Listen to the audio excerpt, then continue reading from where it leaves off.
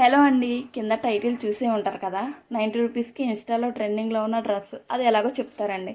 ఈ చీర మా అమ్మకి వాళ్ళ తమ్ముడు పెట్టాడంట. అమ్మ ఈ చీర బాగుంది, నాకు ఇచ్చే డ్రెస్ కుట్టుకుంటానంటే మా తమ్ముడు పెట్టింది ఎవరికి ఇవ్వను అని అంది. సర్లేవే మావైతే ఇంకో చీర కొనిపించుకో అని ఈ చీరని ఎలాగోలా మాయ చేసి తీసుకొచ్చా.